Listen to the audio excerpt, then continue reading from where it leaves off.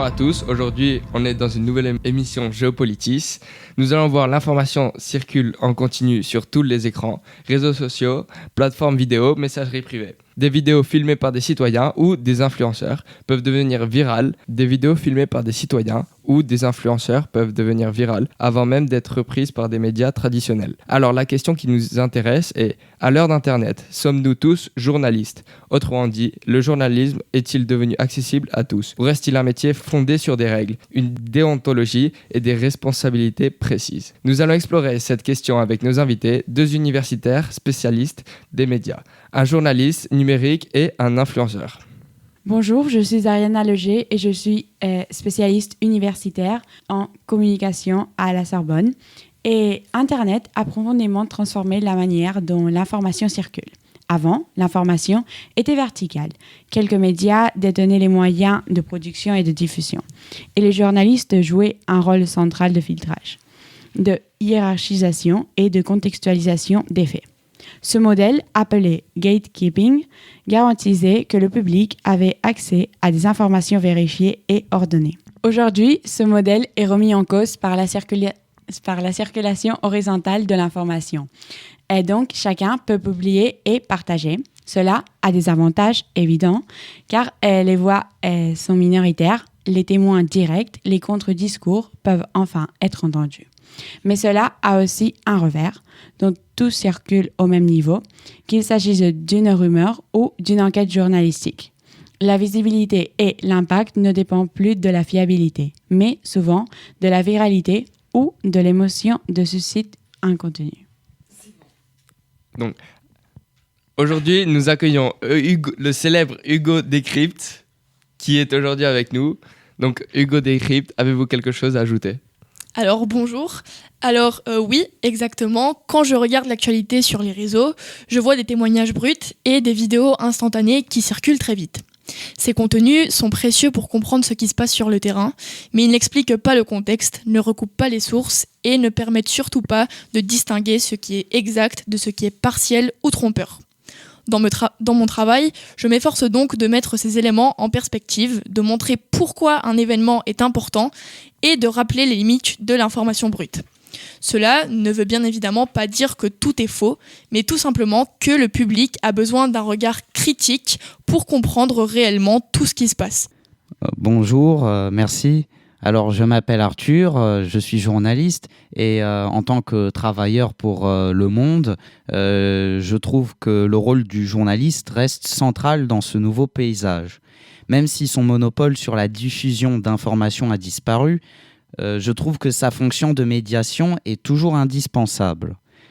Sans ce travail de recoupement, de vérification et de contextualisation, l'information devient fragile et peut être détournée à des fins politiques, idéologiques, voire commerciales. Donc, en résumé, Internet ne transforme pas tout le monde en journaliste. Il transforme la visibilité de l'information et impose aux citoyens de devenir des lecteurs plus critiques, plus attentifs à la fiabilité des sources. Donc, merci pour vos interventions. Mais au final, qu'est-ce qui distingue vraiment un journaliste aujourd'hui à l'heure d'Internet ? Alors bonjour, je m'appelle Anastasia Fomicheva, universitaire spécialiste dans les médias.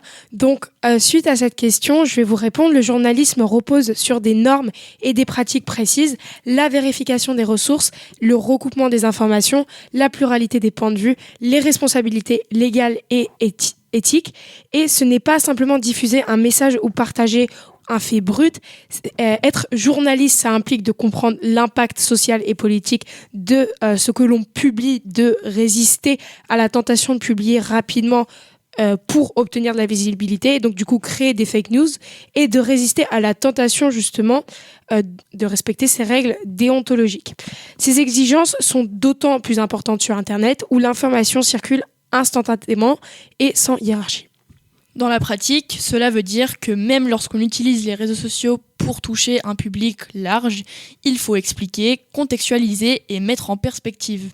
Par exemple, lorsqu'un événement se produit dans un pays lointain, une vidéo seule ne suffit pas. Il faut expliquer les causes historiques, politiques ou sociales. Sinon, le public peut se faire une idée partielle, voire erronée, de ce qui se passe. Alors, je viens de donner mon point de vue en tant que journaliste, mais vous, Chloé, en tant qu'influenceuse c'est-à-dire en tant que créatrice de contenu qui a un certain public, des abonnés qui consomment votre contenu. Que pouvez-vous nous dire sur cette question ? C'est vrai que beaucoup de créateurs produisent des contenus engageants et viraux, mais sans des vérifications ni contexte. Donc le public croit qu'il s'agit d'informations, mais il s'agit souvent d'options ou d'interprétations. Voilà pourquoi tout le monde ne peut pas être journaliste. Le métier a un cadre précis et cette rigueur est indispensable pour que l'information reste un outil fiable pour la démocratie. Il est aussi très important d'évoquer un autre aspect pour répondre à cette question qui est essentielle. Donc, les pratiques d'information sont extrêmement différenciées. Les jeunes utilisent majoritairement les réseaux sociaux et consomment des formats très courts, tandis que d'autres publics restent attachés aux médias traditionnels. Cette diversité influence la perception du journalisme. Pour certains, il paraît lent ou trop institutionnel, tandis que pour les formats courts, donne une impression d'information immédiate mais incomplète. Il est vrai qu'on voit souvent des extraits de débats ou des résumés de faits circuler en quelques secondes. Pour moi, c'est une porte d'entrée utile, mais il faut absolument compléter ces informations avec des explications plus détaillées, des vérifications ainsi que des analyses. Sinon, le public ne saisit qu'une partie du réel. Si vous permettez que j'ajoute, les formats courts peuvent attirer l'attention et sensibiliser, mais ils ne peuvent pas remplacer vraiment le journalisme classique, parce que le risque, c'est que le public confonde la production de contenu et la production journalistique. Je pense que ce mélange contribue à l'idée que tout le monde est journaliste, alors que beaucoup partagent seulement leur perception ou leurs émotions face à l'actualité. Donc, on va également voir que les algorithmes, ils vont accentuer ces différences. Ils filtrent l'information selon nos comportements, créant des bulles où l'on voit surtout des contenus conformes à nos opinions, notamment TikTok, où on voit parfaitement qu'on a un algorithme adapté à nos goûts et à ce qu'on consomme. Et cela fragmente l'espace public et peut favoriser la désinformation, car les contenus sensationnels ou polarisants circulent beaucoup plus rapidement que l'information vérifiée. En effet, deux personnes peuvent consulter la même plateforme mais recevoir des informations totalement différentes sur un même événement. Le journalisme joue alors un rôle de socle commun. Il offre des faits vérifiés, accessibles à tous, pour que chacun puisse discuter sur la même base. Cependant, la démocratie repose sur une réalité partagée. Si chacun vit dans sa bulle informationnelle, le débat public devient difficile et la désinformation prospère. Il y a aussi la rapidité de circulation des fake news qui souligne encore l'importance du journalisme professionnel. Sans lui, le public était exposé à des informations partiales ou fausses. Cela rappelle que chaque utilisateur a une responsabilité dans le partage de la diffusion et de l'information.